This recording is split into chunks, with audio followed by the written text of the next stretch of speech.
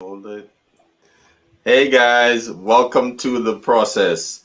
We have a special co-host here, Solinja Bearfield, Jeffrey Wilkins, and Alessandra Nicholson. Yes. Welcome, guys. Welcome, Hi, welcome, hi. welcome. Good evening. Good evening. Now, today's topic is Isham.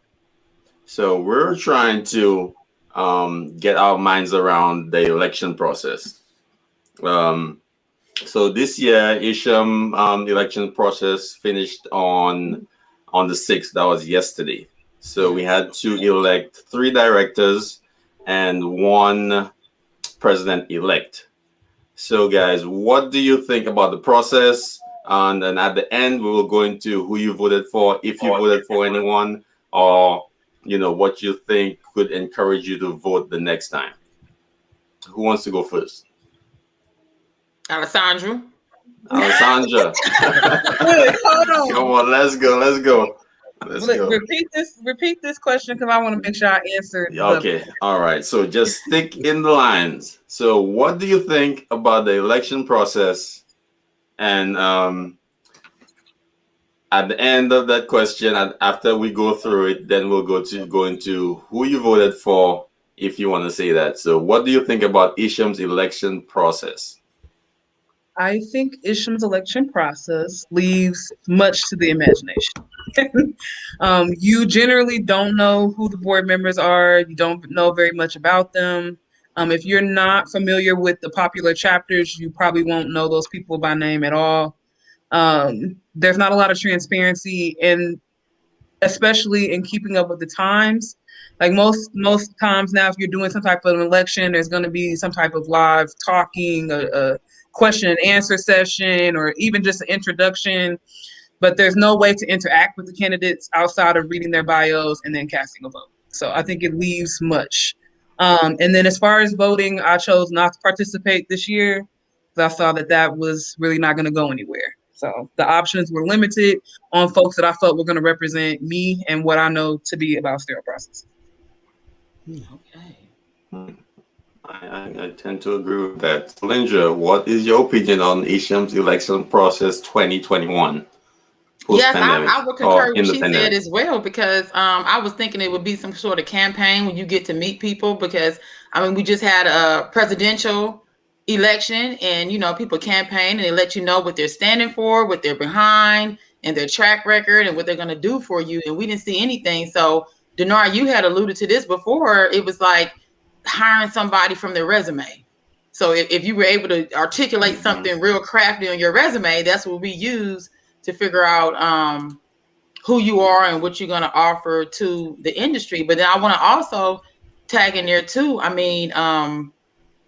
They tied it into the mission statement, and the mission statement is not supporting the text that's out there on the front line.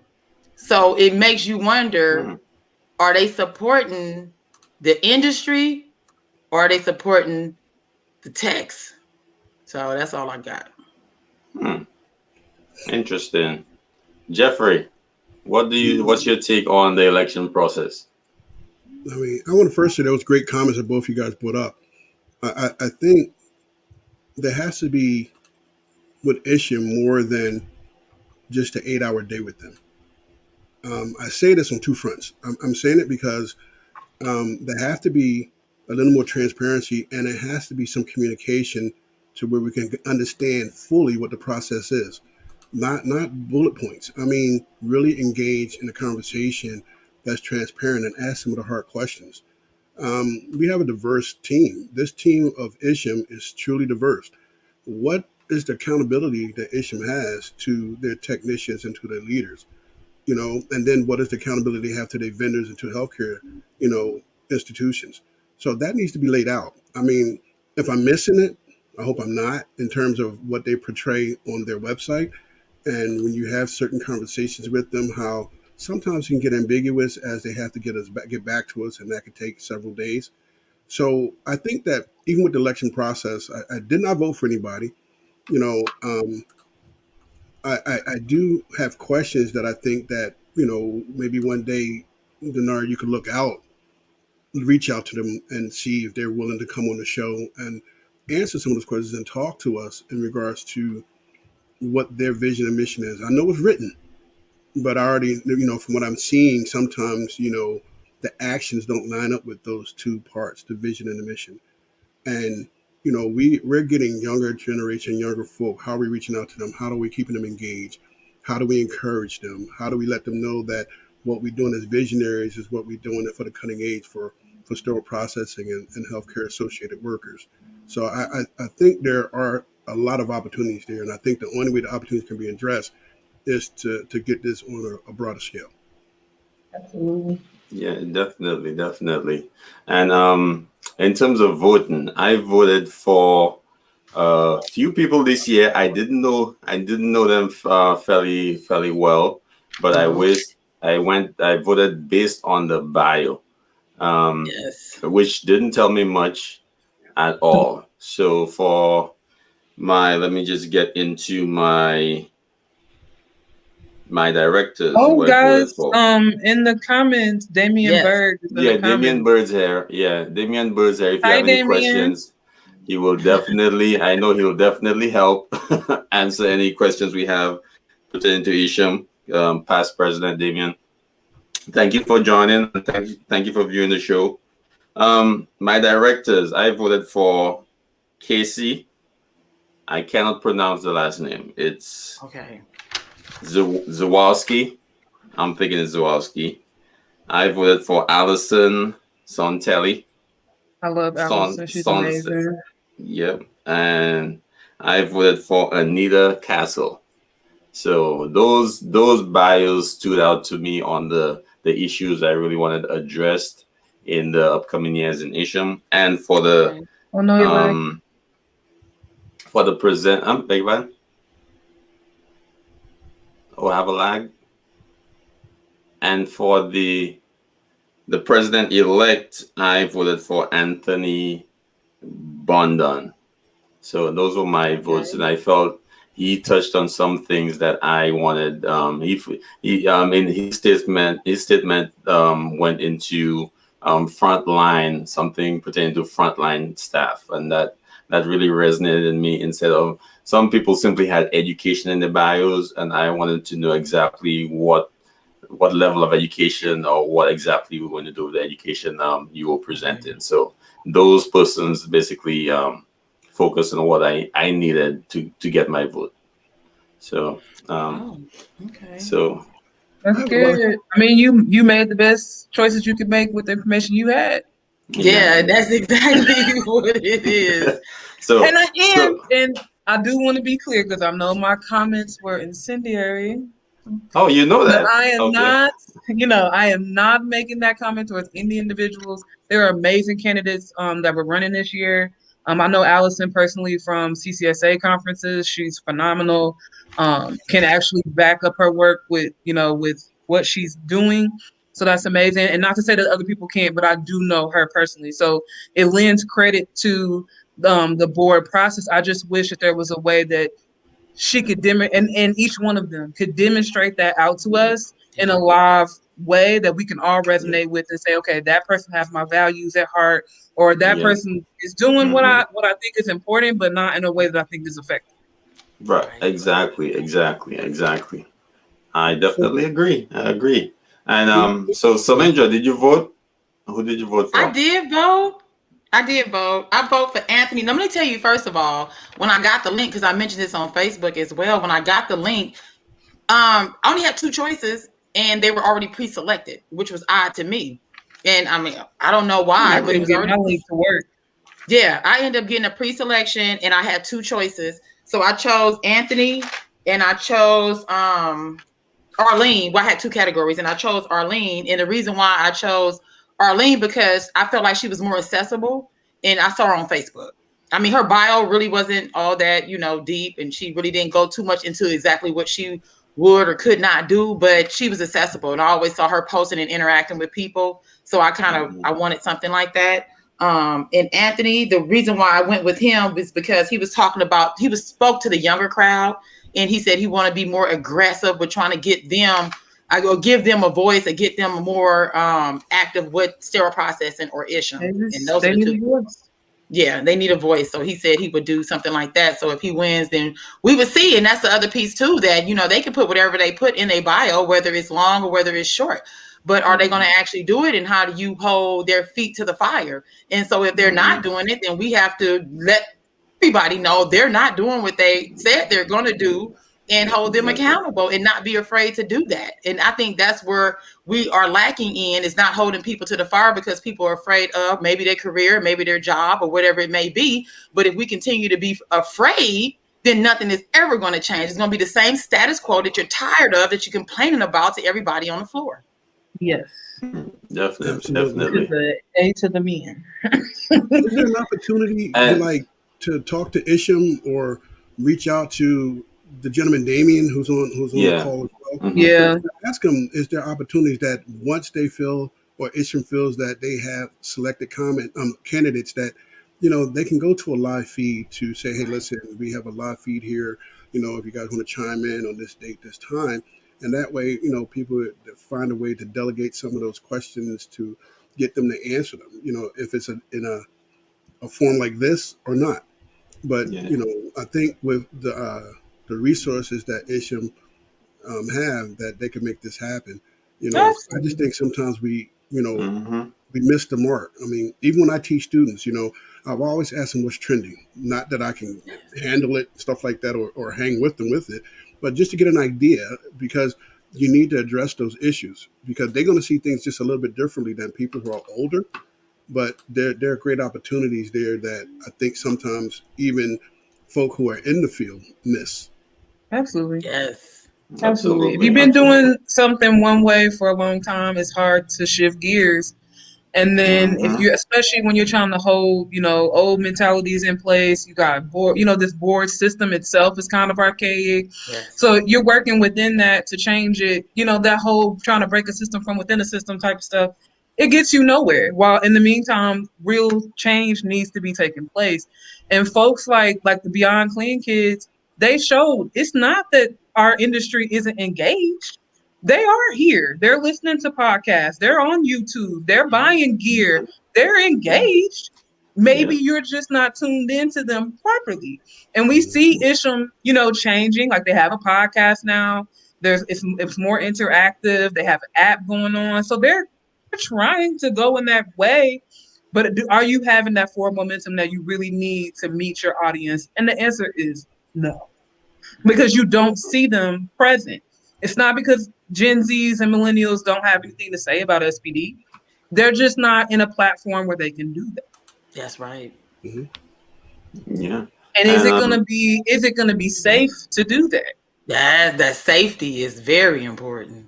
Because we saw that it was not safe. A hot second ago, I made a comment, a general comment, and everybody came out to say, "No way, that's Yes. not real." Okay, so my entire experience and existence is not real. That's good to know. so I think some of I that believe. too is that when you talk about Uh-huh. psychological safety, it they people miss the point. Everybody can miss that point, and it's easy to be missed because we expect the status quo. We expect things to be done a certain way, and Yeah. it's not that we're doing something bad. It's just that No, that's just a part of our makeup and our experiences. the way it But is. the thing about thinking out of the box and being able to change culture and mentalities is that we have to be open, even if we think that it may sting us a little bit. But it's okay. Yeah. At the end of the day, we can still get up another day and start out fresh. Because there's going to be times when we make mistakes because no one's Yes. perfect, but the Yes, opportunity to get a perfect resolution out of it can be done, especially collectively. Yes. absolutely. Definitely, Collectively. definitely. And Collectively is the only way forward is collectively. yes, Yes. and that's some good advice. Let's drop a bomb. Yeah, so I every love time it. we get a good point, we'll definitely drop a bomb to acknowledge that point. So thank you, Jeffrey. So guys, next question. What do you think about Isham in terms of discrimination? Are they discriminating against minorities? Are they discriminating against younger folks? Or is it just a process in place that creates the atmosphere or the belief that they're discriminating against others? I'm gonna start with this. I don't have an answer to that, but I have more of a question. Like, what are the prerequisites, or what are I guess, is there a system already in place where it's like, okay, once you already been a board member or you started a chapter or you have the alphabet soup after your name? Because I've never seen people who are just techs, maybe what they just say CRCST, and now they're running for, whatever. It's like these people seem like they're being left out and eliminated, but they're the ones actually doing the work. So you have these people, and that's that old system, like she said, you have these people making these decisions who haven't touched the instrument in 20 years. Yes, girl. He's telling you how to do it. So why? What are the prerequisites to end up And being, you didn't in a Deacon position where Ham you can be today. elected? Yeah, because the I'm texts just need to saying. be in there. It's the same thing with JCO, and I'm not going to even get into that. But it's like the texts are not present in the room with decisions being made about their everyday work. True, true. And I believe for one, there should be a few sterile processing technicians that are frontline technicians on the board Yes, ISHM at all Absolutely. times.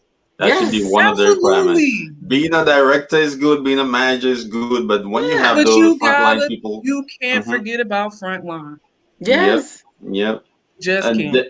you can't. And in a lot of those Amy boards, there was no encouragement for the frontline techs to get on those boards. They're the ones in Dick and Tam cleaning. Why yes, is Terrace saying this is what we need to clean and this is how long we should clean? This is what we should use to clean, and the technicians can't voice and say we can't do that. It's not that's possible. It's not right. possible. They're not there. Possible. Do apologize. I don't. So to be clear, I do not think that Isham is discriminating in any type of way. They are not out here purposely denying folks access. That is not the case at all. And most of the time, when we're talking about systemic racism, that's exactly the point. It's not an individual or a group of individuals that are making decisions that block people out. It's a system that was built on people being blocked out, and now there's no way to a recourse to get them in. Isham couldn't be cognizant of the fact that there's not a tech ladder that leads from frontline to all the way up to a director. That's If they're right. not cognizant of the fact that SB departments are mostly made up of black and brown folks or span across all type of generational pools, you have to acknowledge that. Like as a leader, I can't act like I don't have, Gen Z and baby boomers on my staff. I have to be sensitive to all of that.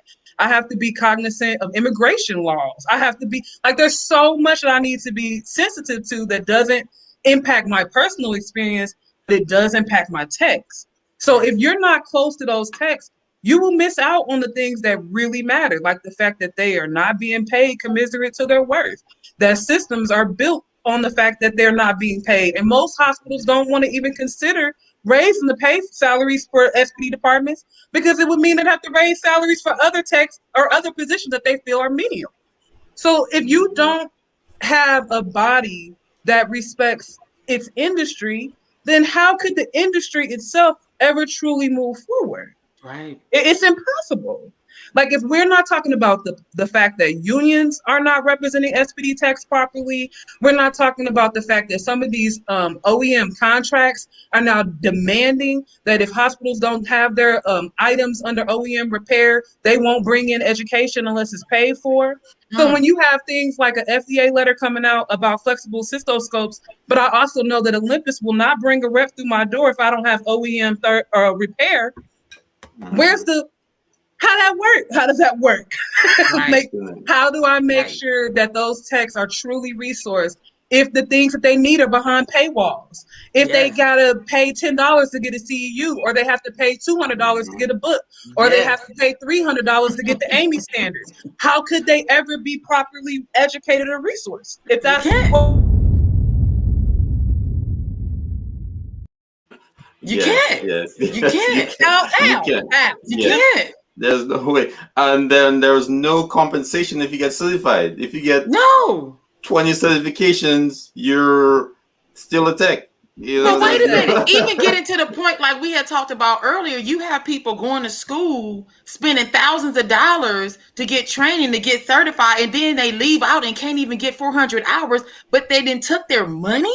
Yeah, And nobody has anything to say about this, nobody but has nothing to say. they created this because they're telling people they need to get certified. States are mandating this. And then you leave them Mandatory. high and dry with 400. Oh, well, we don't even know. You created this. Created it. Mm-hmm. Yeah, Mm-hmm. that's Created. I think that's the part of the opportunity for diversity to really excel, because Yes. there have to be areas where, we're really looking at the hard line situations when it comes to not just still processing, but everyone that's involved. Yes. Again, I agree Absolutely. with you, Solandra, because you look at that, the technician ladder, they should really take a hand grenade to that. Yes. That technician ladder does not help the technicians from my point of view. I could be dead wrong, but again, we really have to collaborate as people who understand how some of the systems work, so that way we can Absolutely. keep people well informed. And I think that as we continue to do that and work through that, and it shouldn't be a situation that I believe they say can get progressively better. I think it could be something that can be expedited to be better, Yes. because for Absolutely. you to Because continue to what's want on the to. line? Mhm. Patients are getting hospital-acquired infections every day Yes. by the masses. And we Yes. know from inside SPD, those numbers are not being calculated properly at Mhm. No. all. So Mhm. where are we as a professional body to say, stop the line? There's a problem. Yes. Mhm. I Mm-hmm. like I'm looking at the comments, and I see Sharon saying our leadership doesn't necessarily reflect our body's demographic. And absolutely, please, I do want to just keep repeating this. This is not a condemnation of the Isham current board by any means, or what Isham has been able to do across its lifespan.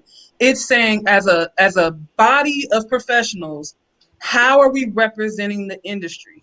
Are we Right. coming out and making a stand about any of these things in a real way that affects real change?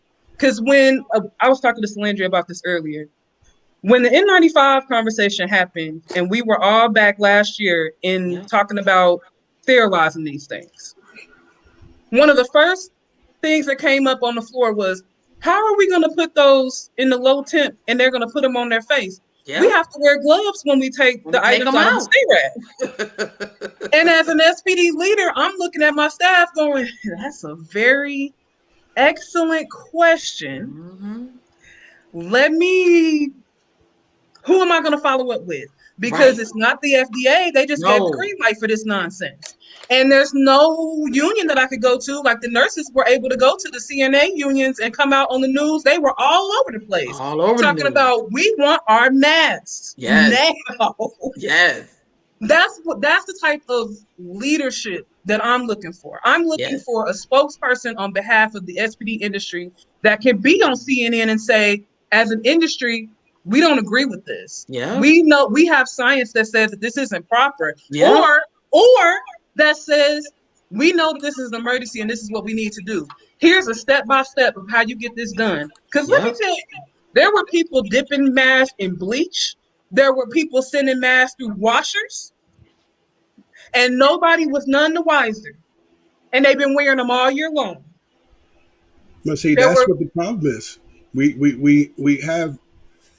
This is what I explained to my staff. There's a thing called an IFU that's been here for a number of years now.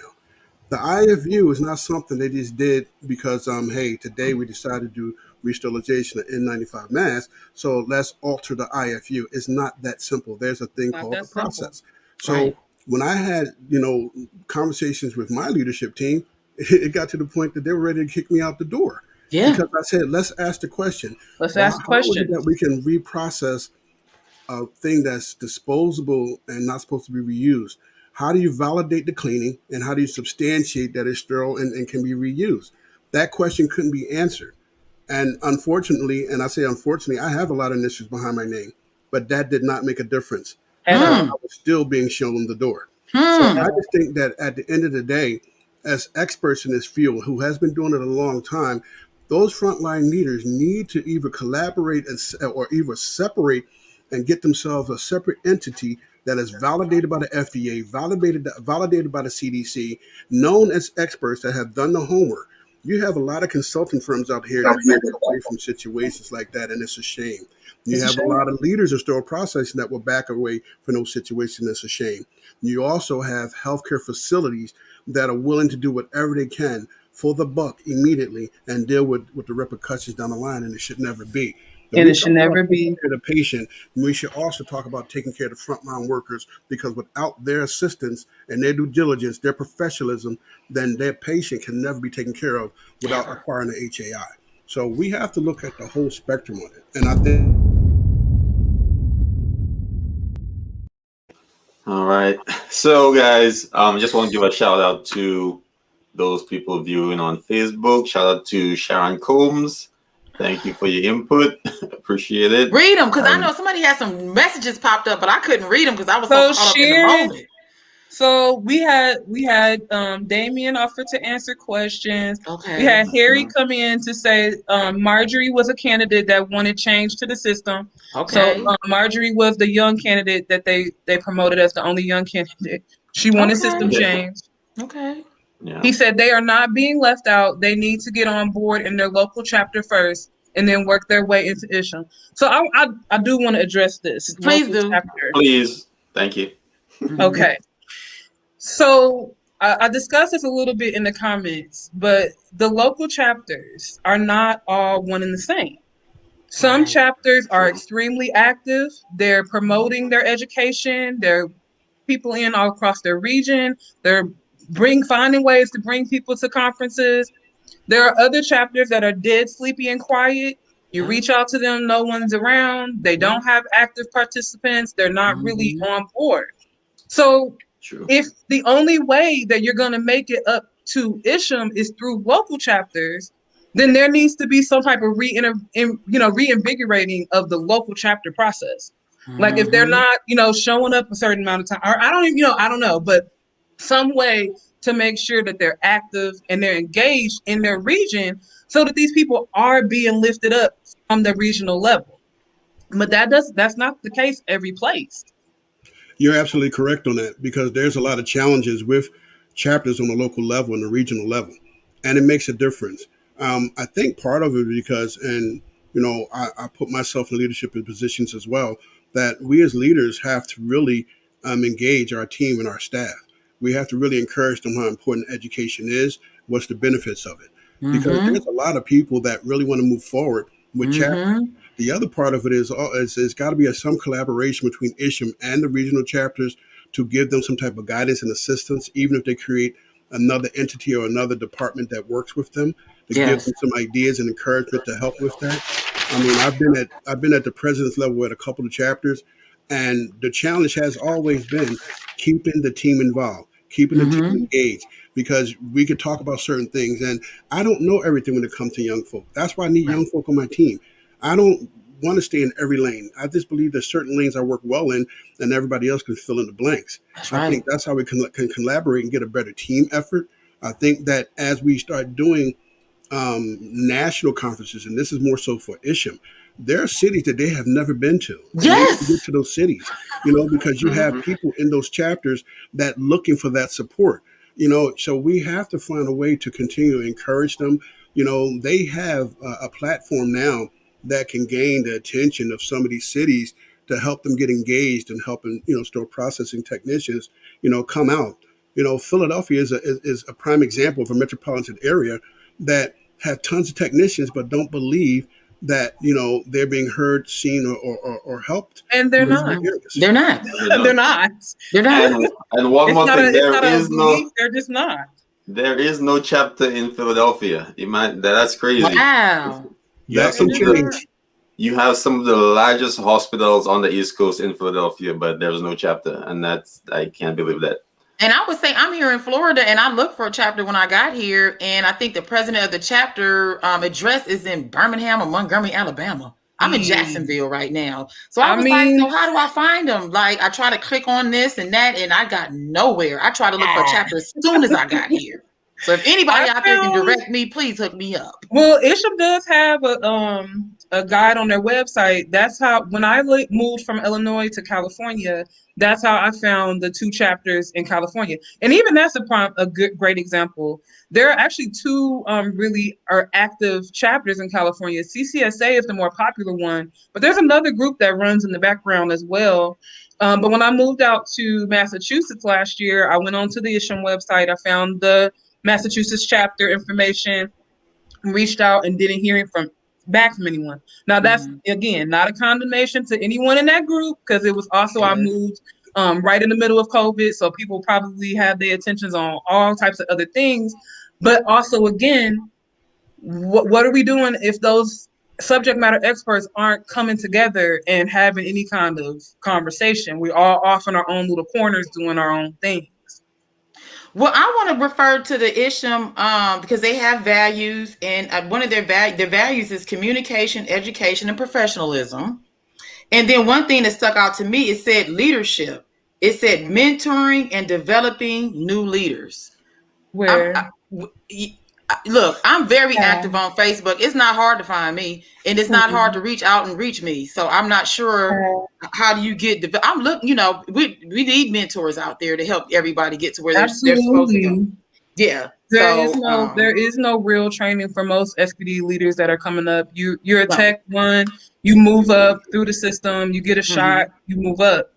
It's not really a system in place where we're recognized for our talents Right. and then promoted.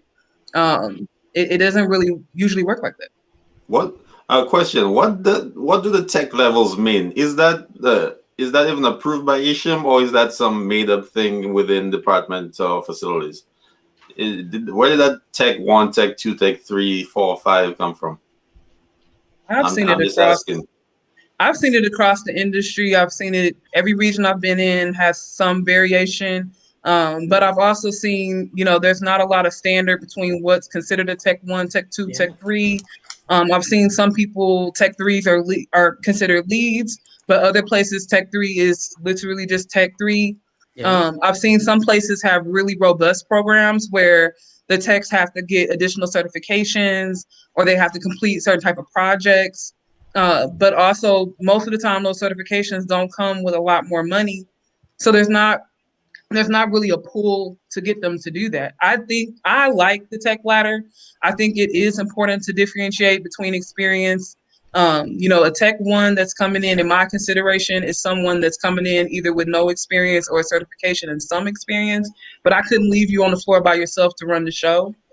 A tech two, in my opinion, from my experience, is Mhm. someone that's well-rounded, knows all the areas of that place.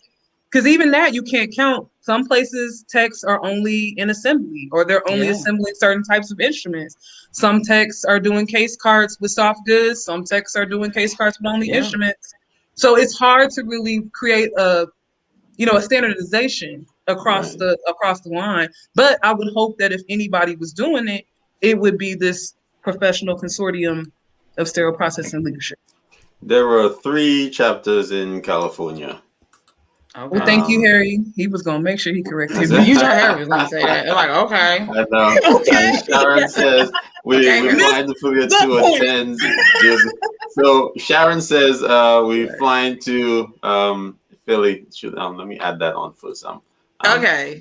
I'm dilly dallying through screens I here. Okay. feel like Um, we have to we, give them some time.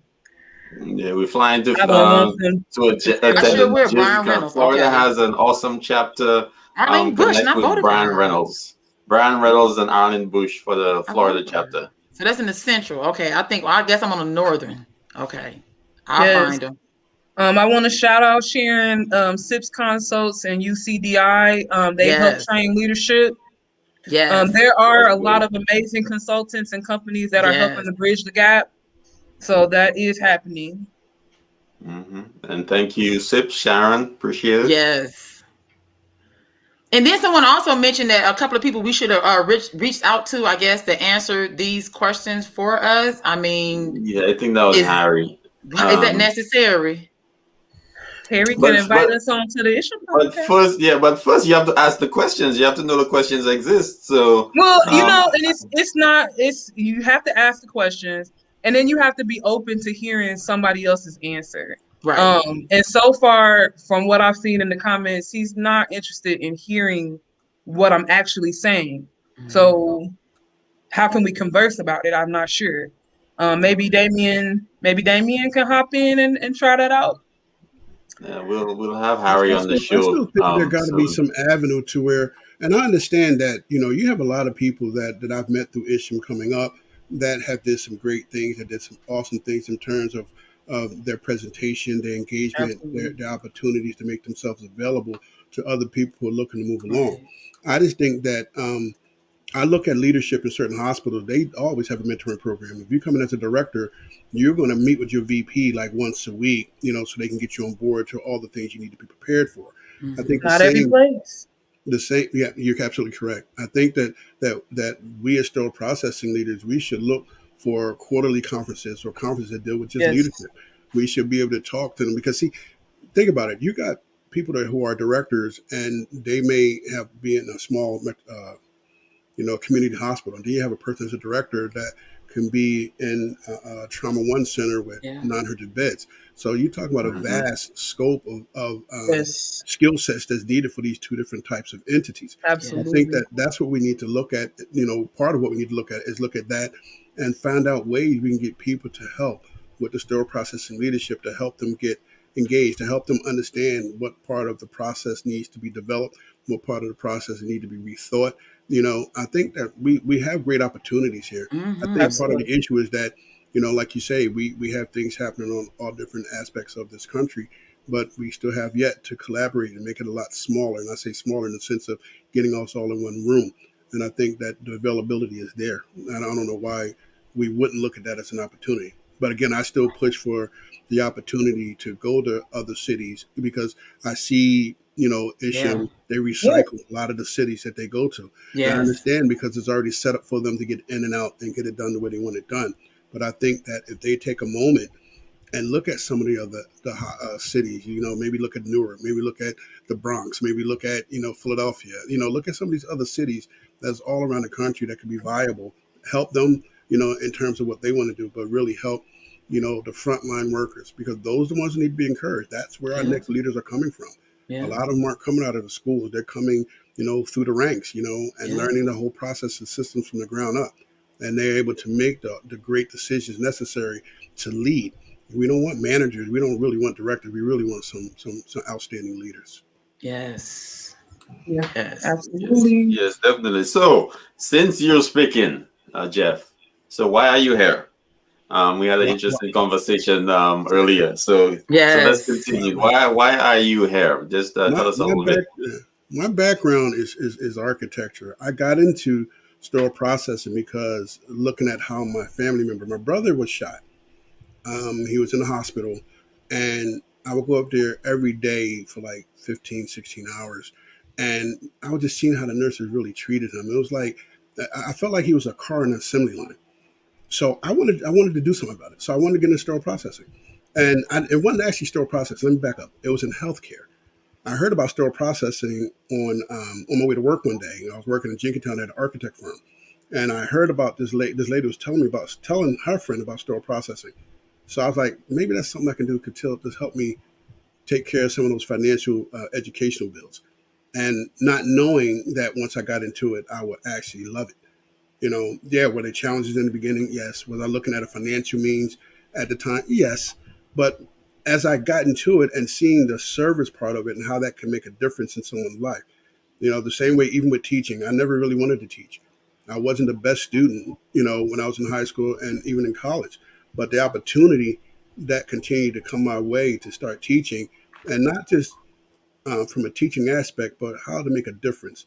Because I think that if we educate our technicians and educate the people that's going to be in healthcare in a way that you can really see the people who have the passion and concern and engagement necessary to take it to the next level, those are going to be the outstanding leaders. So we should not stagnate their growth. We should do everything to water that plant.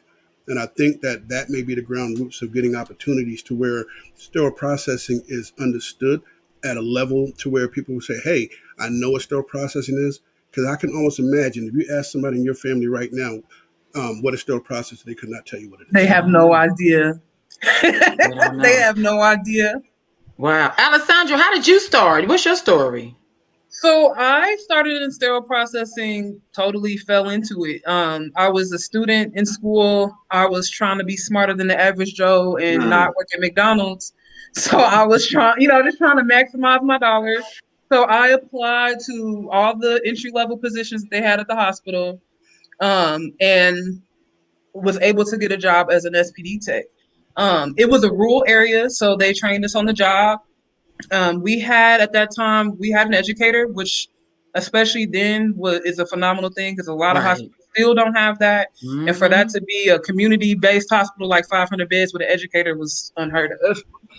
Um, but trained there. I worked on the evening shifts. There were times where we were being asked to do things that didn't quite add up with the basic cleaning, that I knew from home. Mm-hmm. So a group of us on our shift decided to take the certification. We actually hadn't been told about Isham. We didn't know that there was a certification. We had heard about the conference, like a SPD conference. That was pretty much it because they didn't require certification at that time. They do now, I do believe. So we hired a travel tech because we were under some type of construction, and it was the travel tech that let us know, like, you guys can travel. There's a certification, like there's this whole big world out there that you can go into. I did Mm-hmm. that. I decided to take a travel contract that took me out to California, and I worked at a few hospitals in the Bay Area, and then built my career from there. When I left the Midwest, I was working as a supervisor.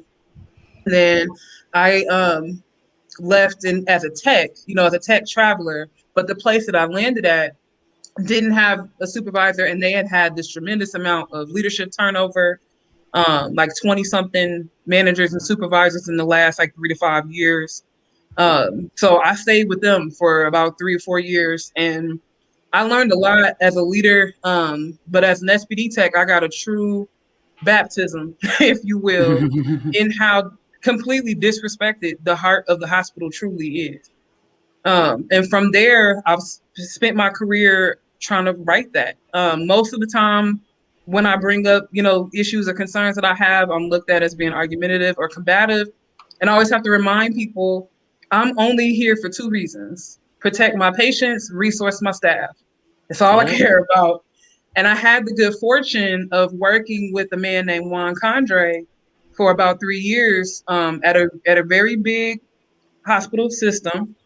And he was the type of person, I immigrated here from El Salvador, and he had to walk from El Salvador to the United States, and he did that 3 separate times, being met with deportation. And he came up into SPD by getting a job as an EVS tech at a hospital. Mm-hmm. And he just worked in cleaning the SPD, and then eventually someone said, "Hey, I think I can train you to do this." And so from there, he latched on, and he worked his way up from, having not even an immigration status, to being a full-fledged, citizen, and moving up to a supervisor position in a really big system. And Vaughn always cherished that. He worked so hard. He would come in 4 or 5 o'clock in the morning to make sure that the surgeries went off without a hitch. He was the body of knowledge for them. He knew all the instruments forwards and backwards. When the surgeons couldn't figure out what they needed, when the scrub techs didn't know what it was called, they Mm-hmm. called Vaughn. And it got to the point where it was so distressing because, we had major issues. We had union issues, staff issues. People were fighting. People were flashing out the wazoo. It was just all kinds of craziness. And we worked like dogs. And eventually, I feel from all that stress, he developed pancreatic cancer. Mm. And what broke my heart was once he became sick and he couldn't work those hours anymore, it was like the OR never knew he existed. And he Yep. worked for them like 10, 15 years. And nobody came to see how he was doing. Nobody came to, like you didn't see the surgeons donating money when he was sick. The man was trying to figure out how to sell his home so he could afford his chemo. The best that they were able to offer him was to go part-time so that he could maintain some kind of benefits. And so he would do that. He would go to chemo in the morning, and then he would come to work in the afternoon and just try to sit there for 3 or 4 hours to keep his benefits. It was just horrible. And when I went to his funeral, I'm thinking, because of the reach that this man had, because SPD, we touch everybody, Yes. clinics, all the floors, all the surgeons, everybody. I'm thinking this place is about to be packed. I see the staff. I don't see nobody else. Wow. And the problem that I have with that, it's not it's not just a call to action for SPD. It's not about just engaging the SPD staff, because we are here, we are educated, we are passionate, we are doing this work. But you also have to have the science respected. And that is not happening at all. That is just not happening. And so you have these multi-million-dollar businesses, because that's what ORs are. Let's be honest. Yeah. We're not health centers, you know what I mean? Like we're not doing this for free. The surgery department is one of the biggest money makers for every single hospital. And usually in your OR, you're gonna see ortho is the big thing now because it's the heavy money maker. So all things get bulldozed when it comes to that dollar. When we talking about turnover times, we're talking about missing instruments, all this stuff. Anything that we need, if it's impacting those guys, we get it today. If I tell you I need FTEs for clinics, for rad onc, for whatever, y'all been figuring it out. You figure it out. So for me, it was gut wrenching because you had a team of folks that were giving it everything they had, and I know that there's no way that I could count up the millions of dollars that he directly supported being made within that OR. And then to see that company not support him full out when he was dying, and we all knew he was dying. Like, it's the stage 4 pancreatic cancer. He's not coming back. We know that this man has walked across this border 3 times. We know that his wife doesn't have a way to pay for anything after he's gone, but we have nothing to offer him as a company. But we took everything away from him. Everything. So from that point forward, the last time that I saw Juan partially well, he had just had a Whipple surgery. And when I came into the room, he's got tubes going everywhere. He's got fluid being drained everywhere. I came into the room and he said, "Did you have everything for the first cases?" Wow. What? Wow. What? And do you think these people even know who you are? Right. And he's worried about the first cases. So it's not that we're not engaged. We're here, we're just not being seen. And part of that is because of the environment that the department was raised up in. Yeah. SPD was always the help, the stupid people downstairs, the dishwashers. Yeah. We have yet to show ourselves as a professional body of scientists that need to be respected. Yeah. We need things like a union. There should be a sterile processing union. Maybe we should stop asking for certain things and we should start demanding certain things. If they have staffing ratios for the OR, if you absolutely have to have a certain number of people in that room to run it, why are we not advocating to add SPD to that?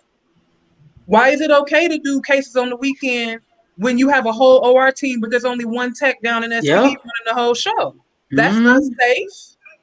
So I feel like there's just a lot of opportunities where we could stand up as a body and say, enough is enough. And this is what we need. And we're professionals. We know we can't do it overnight. We know we need, a 5-year plan, a 10-year plan. But we also got to be talking about what we can do immediately for people's safety. Woo, child. Yeah, cool. Thank you. Let's drop a bomb on that. And we're going to take a 30-second break and we'll be right back.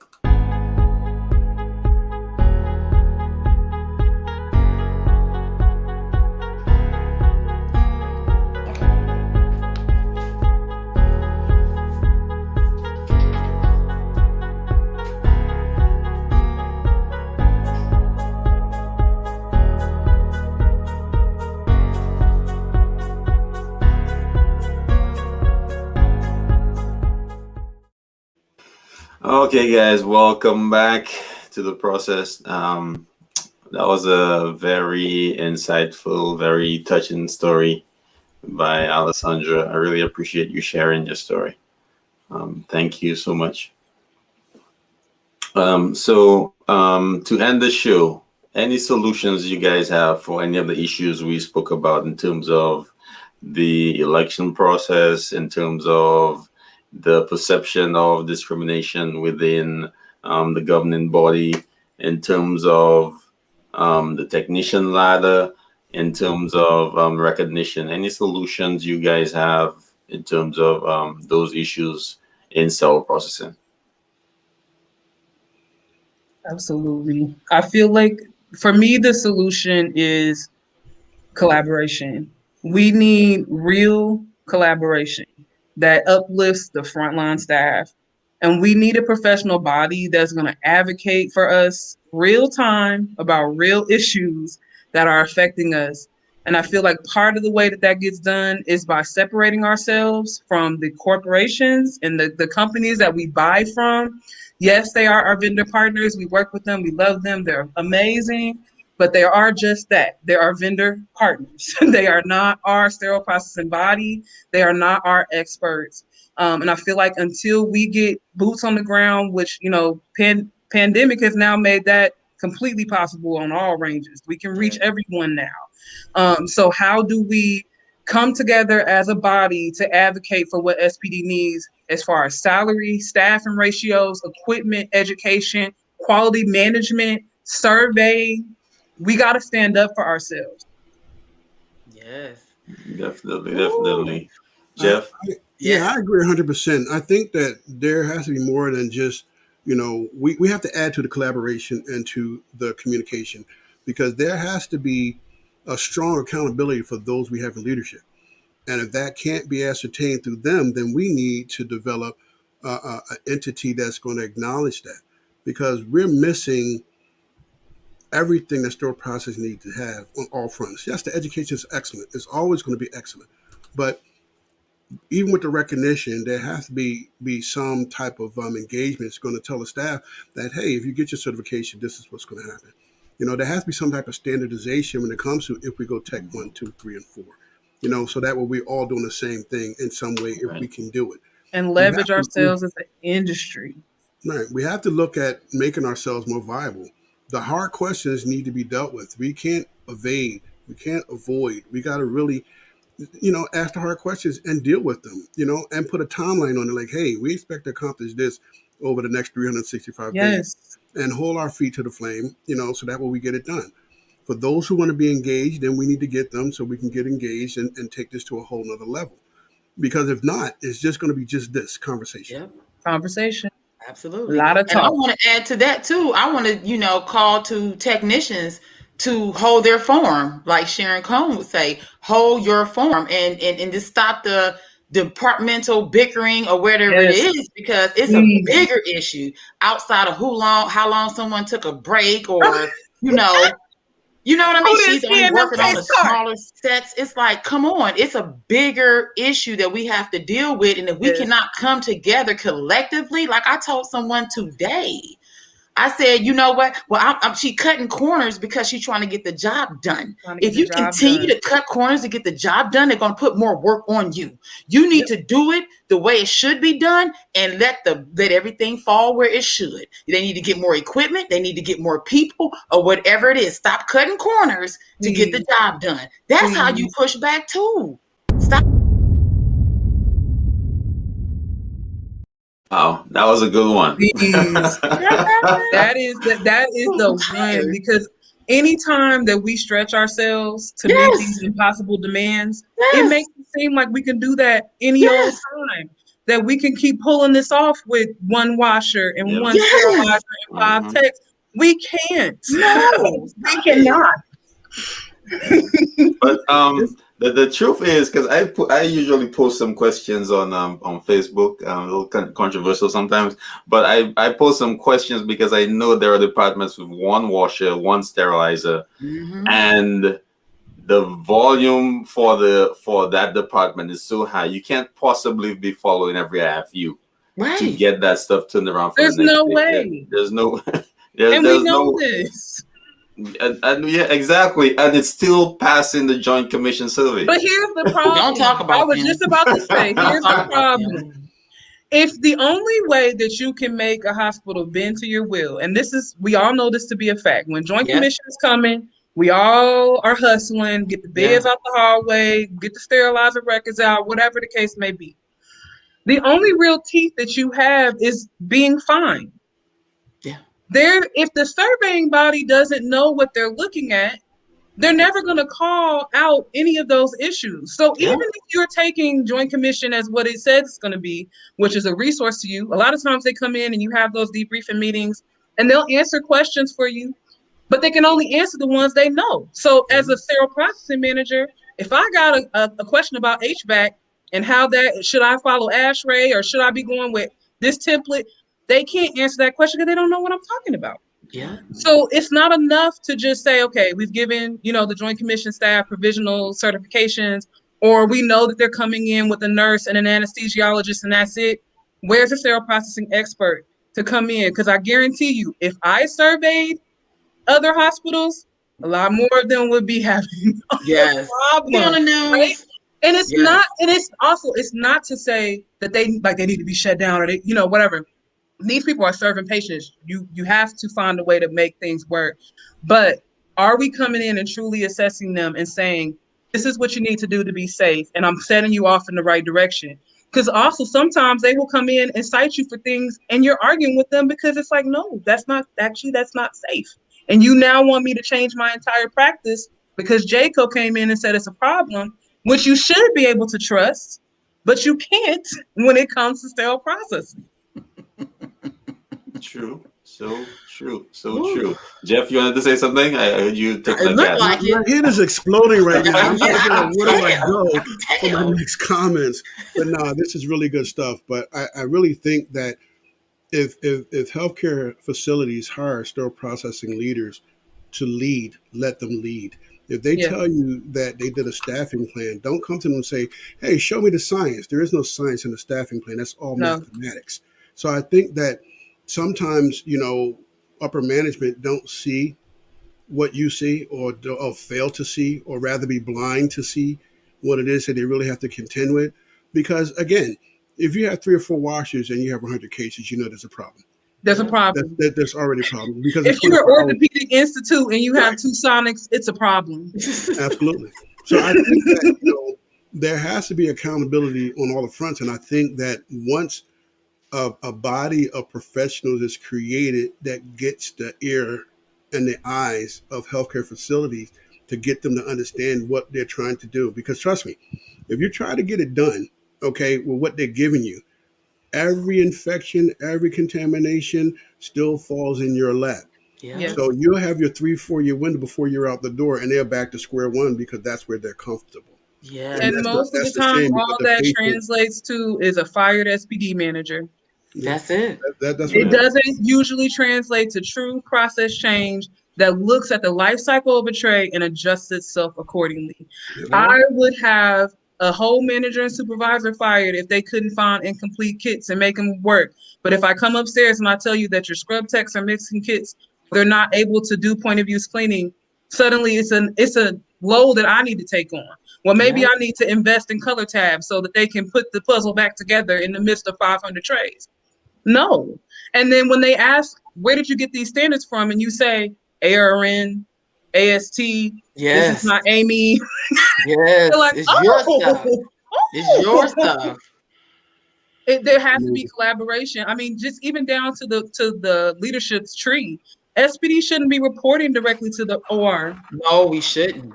How can that ever work? Who should we report to? Who should we report to? I know who I think we should report to. I ain't gonna look. I can't control, but I could be wrong. I'm a rookie. I'm doing this. I have no idea right now. Who should we report to? But think about it. You have a whole the whole entity or department called materials management. Yes. Okay.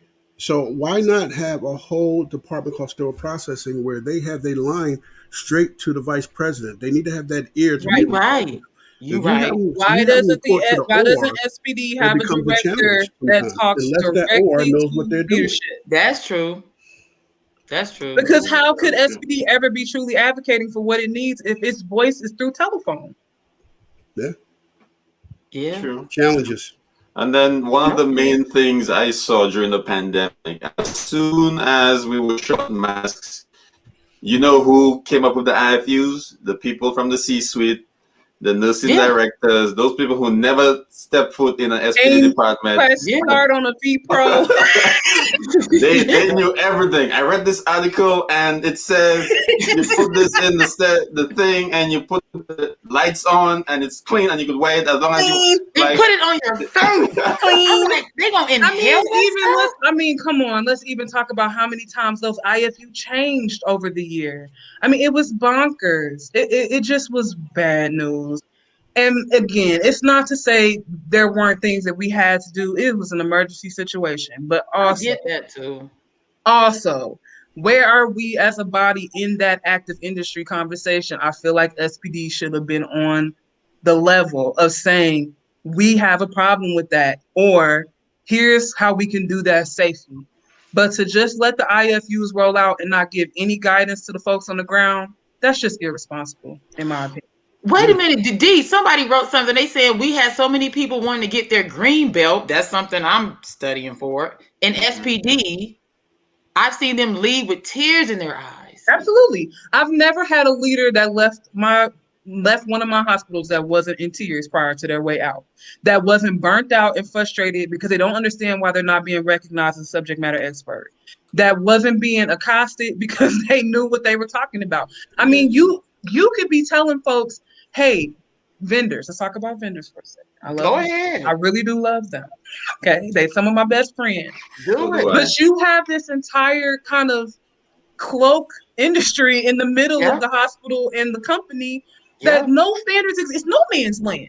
Like they're carting instruments in their cars, they got implants in their trunks, they're Yes, bringing them ma'am. dirty instruments down to SPD, they're taking trays outside. I mean, there's all kinds of nonsense that is afoot.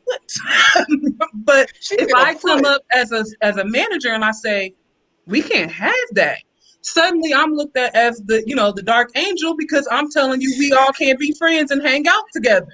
I'm sorry, but here's the restricted access. Here's the aiming standards. Here's why I'm saying that. Here's live footage of your reps dropping instruments on the floor and putting them back on the shelf. Yeah. It's not safe. Oh my I'm just goodness. trying to keep you safe. But you're Wow. arguing me and telling me that I'm being combative. Yes. Oh, you had that. I like had them that words. issue. I had that issue with reps putting trays on the floor, and the nurses were standing right there. Oh, I'm just counting the trays, putting them on the floor, and then putting them back on the shelf. I'm like, okay, isn't anybody seeing this? It must be okay. Let's be So, okay. I'm Well, see, yeah, I've it had gives you an experience. idea truly how money is what's making that Money, money, money. unfortunate circle go round. Yeah. You know, you're not even breaking the cycle of infection. No. You're contributing to it for to stay alive. And the Yeah. shame of it is that you look at this and people aren't doing anything to change it because No. the nurses and the PAs and the doctors, all they see is dollar bills. Yeah. You know, and they want to tell you from the heart of hearts that they're thinking about the patient. My only discussion with them is that you can't think about a patient when you're using dirty instruments. That's You right. So, can. you think about the patients, then, you should look at it from all aspects. So And You you know, let and me. you until can't we, care about sterility if you only care about it when it's SPD that makes a mistake. Yes. So let me tell a story about a place I worked. So Okay. one surgeon had an instrument shipped from Russia directly, and then we're supposed to sterilize it, right? So then they asked me, hey, we need this instrument for tomorrow morning. Can we get it done? I said, I will have to look up the IFUs. If we have no IFUs, we can't do it. My director came down and said, he's a doctor. He knows what he's doing. We'll just Yes. sterilize it Yeah. and and put it up. And there's nothing I could really do at the time. I was like, Right. okay, because she had the air of the vice president. She had everybody's air. So even if I took it up another level, I would still be wrong. So those things happen all the time. All Oh, the let's time. go around with horror stories because I have All one the that calls time. me. This one hurt my heart because I was at a job where I left. I was working weekends. I was working by myself. I left my department to go get breakfast. And when I came back, the rep went to decon. I don't know what he did or didn't do. He was able, now mind you, I was only gone for about 10, 15 minutes. He was able to take a set from a surgery through decon, through the wash, allegedly, and then throw it in the load and sterilize it. And I asked my leadership, when do reps sterilize sets? And how Make do it make sense? and what is in the set? And I'm being told, oh, well, you just type this in and we just put a miscellaneous tag. I quit. Yeah. I Just make quit a because I'm comment. not going to be a part of anything like this. And I start questioning myself, even with sterile processing. I mean, when I travel, is this even the industry for me? Because Yes. I cannot do these things that these people are asking me to do. And I'll probably ask myself this again, maybe tomorrow when I go to work. But it doesn't make any sense for me to be sitting here and saying, and when I interview, I have to tell you I'm here for the patient. And then when I get the job, it's nothing about the patient. Nothing about the patient. This doesn't make any sense to me. I didn't set up here and went to school to get a bachelor's degree for you to sit up here and tell me. Why? Okay, let me. Why? Okay, My we got an hour and 5 favorite minutes. Are we explanation done? on that one was we I don't didn't have mean the got all these degrees infrastructure. and certifications. I'm up here. Right? We don't have the infrastructure to support that change. Look, my favorite so far, because there's a million of them. What I'm tripping crowd We up. brought in an ortho surgeon and we were courting him, right? So we rolling off the red carpet. Whatever he want, capital dollars don't exist. We buying it everything. Yes. Right. So as a sterile processing manager, slightly irritated me because we had some major equipment that we needed as far as lowering our IUSS rates. We had been asking for it. We kept getting pushed back, told that we needed capital dollars. Then we also had right under my floor, right in front of my sterilizers, all four of them, the epoxy was peeling up. So there's cement and cement dust directly in front of my sterilizers. So as soon as I pull the load out with all that good hot steam, I got cement just doing its thing, right? I then brought the president came down, the chief medical officer came down, infection control came down. We had meetings once a month to talk about the status of the floors. But as soon as this doctor came in, we rolled out at a minimum $150,000 in new equipment, and then he only ended up doing half the case volume that he promised to do. Wow. So it was like, what's happening here, and what do we really care about? I hear you. We got to recruit business. That's great. But also, if the patient's the thing that we're focused on, then why am I pulling out all these trays over cement and nobody seems to care? Yeah. But if I delay his case because I'm concerned about the contaminants, now we need a RCA, we need infection control, we need HR, we need everybody because she's out of control. I give you one of my favorites. We had a doctor come in. He comes in every Friday. He may do about 5 or 6 shoulder cases. They bought some loaner trays in from him. I think it was about 75. And they came in at 7 o'clock p.m. the day before. And they wanted to have all these trays done for him. Now, the rep messes up by putting some of the instruments that he wanted for his first case. He delegated them for the second case. So as we get all the instruments upstairs, the doctor calls me upstairs to ask me how come all the trays wasn't sterilized and ready for him when they came in at 7 o'clock p.m. Because he understands it only takes 40 minutes to get it to the sterilizer and another half an hour to sterilize it, and they should have been cool before the night was out. Lord, whoever told them how upstairs, long these it should be machines ready. run. So I kindly asked the doctor, I said, sir, are you aware of what the process is to decontaminate one instrument? He turns around and looks at me and said, I don't really care about what it takes. I just need it done. Yeah. So, of course, I have to be honest. I got written up because I'm like, there's no way we can do this. He said, well, then maybe you're not the man for the job. I said, unfortunately, under these circumstances, I'm not.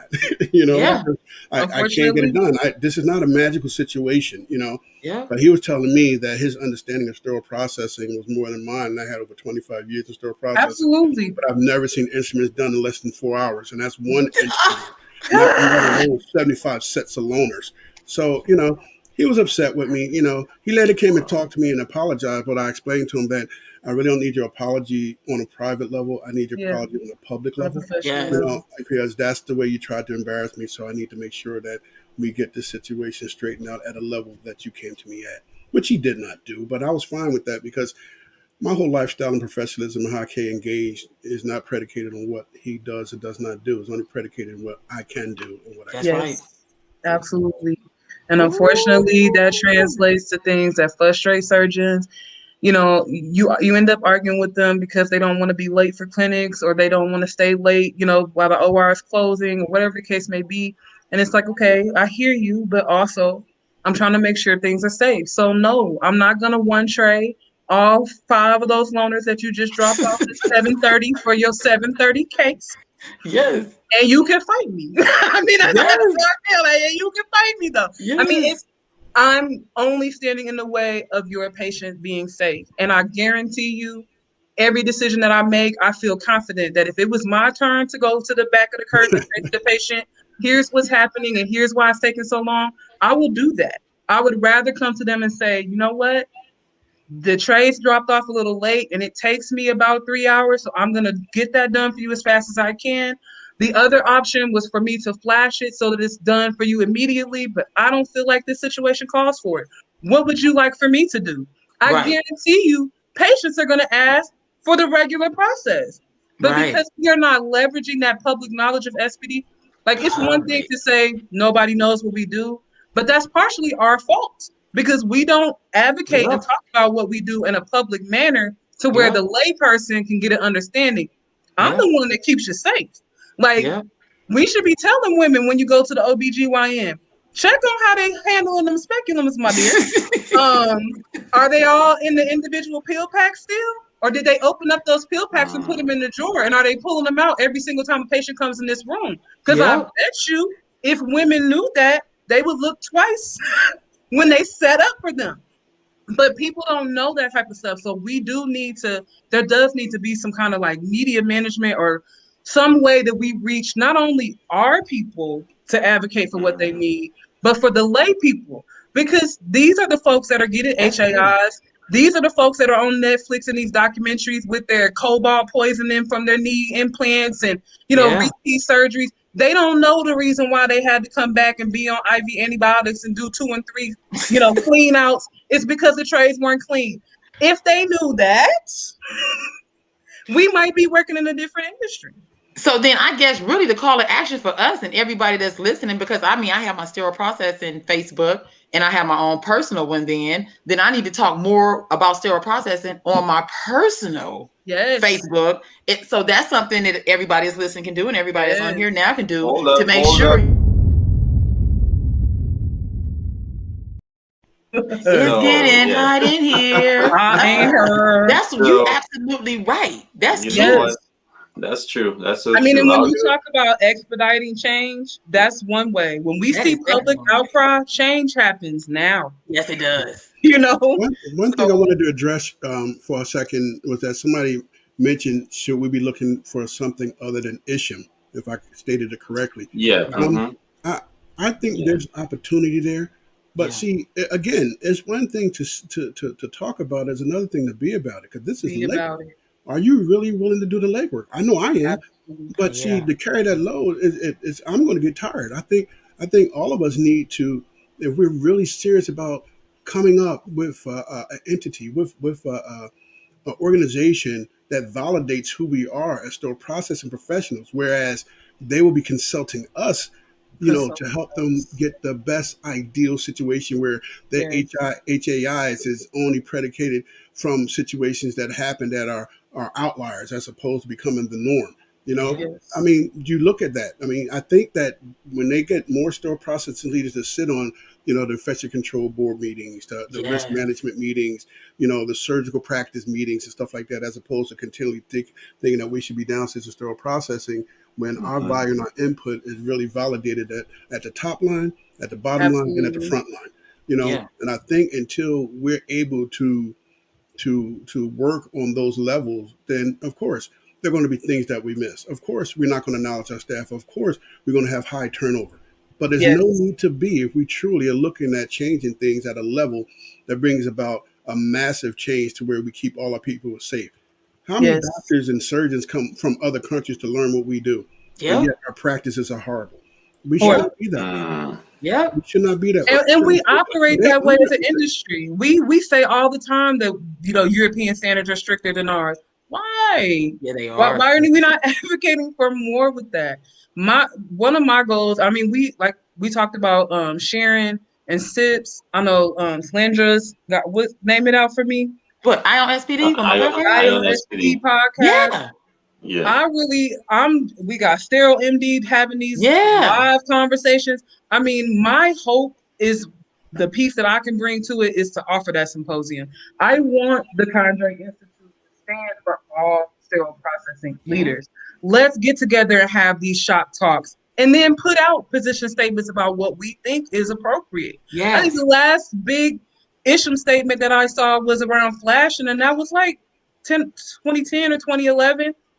It's I need something that I can take today and go to my surgeon and say, you know what, as an industry, this is what we think is the safest practice. And here's all the standards that we're using to validate that. And I think we should go this way.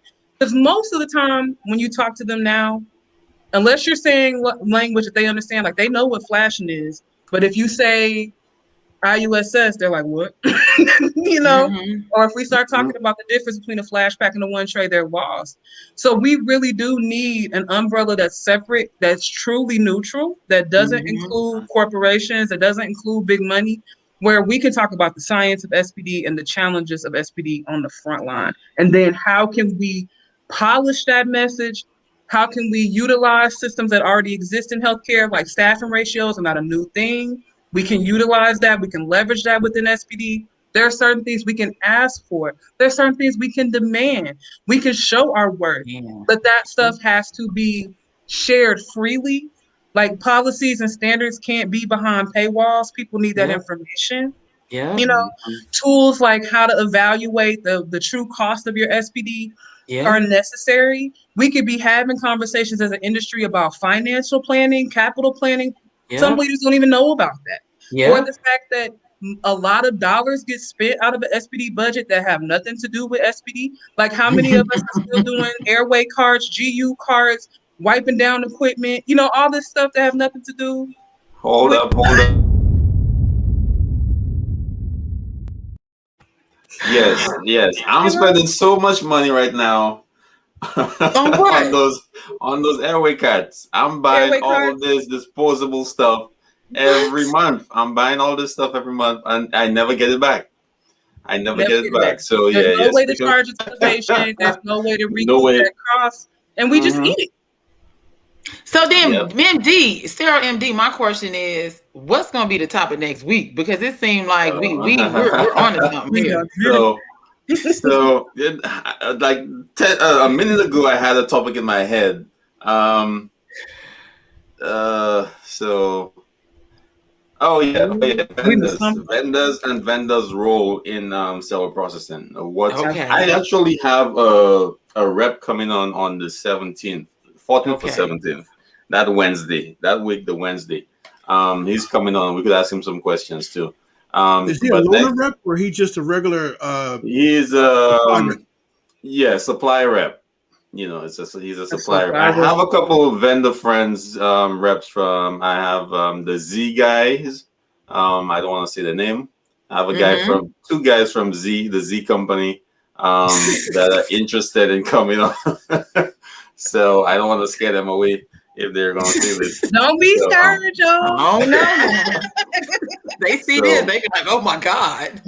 So they're interested in coming, just to tell us how the whole, because that's also a path through SPD. I remember when I took my class, the thing that impressed me the most when taking my class, a rep came in from, what was that,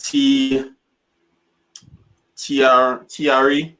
That's the whole company. They're on this. Steris bought them out in the early 2000s. TR is an industry repair company.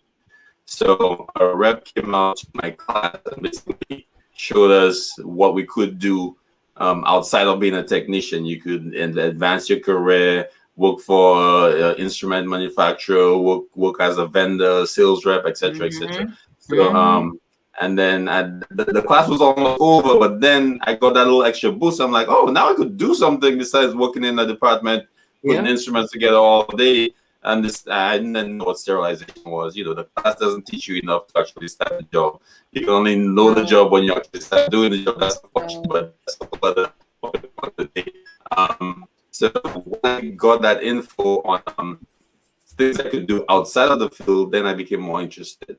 So Okay. I believe if you have a class, for those people going to watch a video, if you have a class, bring a rep in, bring somebody who is not like a supervisor, manager, somebody from outside. Show them what else they could be besides being in the cell processing department. I think that's definitely That's a good conversation too. Travelers, yes, that is definitely a great conversation. Yeah. Yeah. Hey, Denard, Yeah. you had a topic on saying, "Are you paid what you're worth?" Ooh, are you paid Oh. commensurate to your value? The answer And is I think, no. yeah, we need to talk about let's negotiating pay too. Negotiation, not because have the that's something show. we don't learn. The answer for that is no. So No. let's The answer is no. That's a good topic. I tried. So And the answer is, we'll at save this rate, some you of- never will be. Yeah, If we keep this up, you never will be. Yeah. So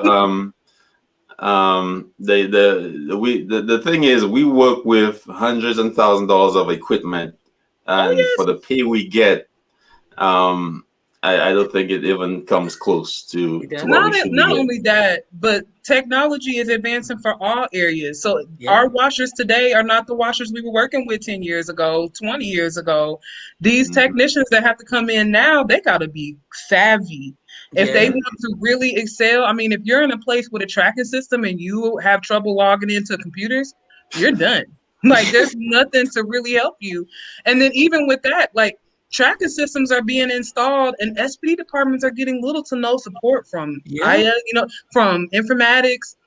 You have technicians that are ones that are responsible for doing all the labeling and barcoding. Why? I just paid you X amount of dollars to install this thing, but you're utilizing all my knowledge to complete your labor. But I don't get no cut. I do not get a cut of that. Then you have boroscopes, you have those magnifying devices on the computers. You have to input tray names. You have to do inputting for your pill packs. You have to input for your sterilization loads, recording your loads. All that's basically data input, and people get paid a lot for entry. that. But so then there's also that the technicians that are working in our field that have that background, like they're coming in with IS degrees, they are stuck. They're never going to get paid what their partners are being paid in those other departments.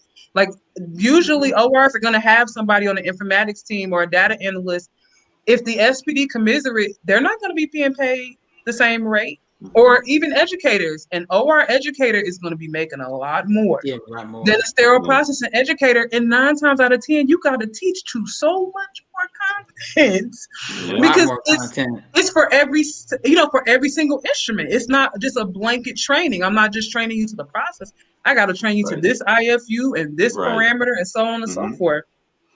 And then your loads are so critical. You make one mistake with recording anything, your lot number, your sterilization time, you have to be able to read the printouts, understand it, and input it also. So any issue do you that have, while they're calling for flash kits and they need you to stop what you're doing to find the tray.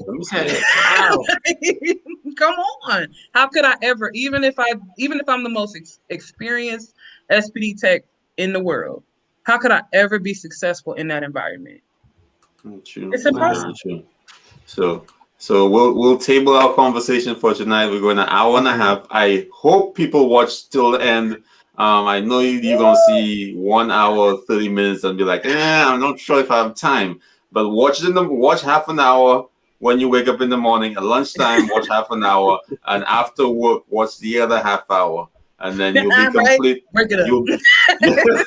You'll be in the loop as to everything that went on through the show. And I'm trying a couple of new things with the show, trying to make it a little more dynamic.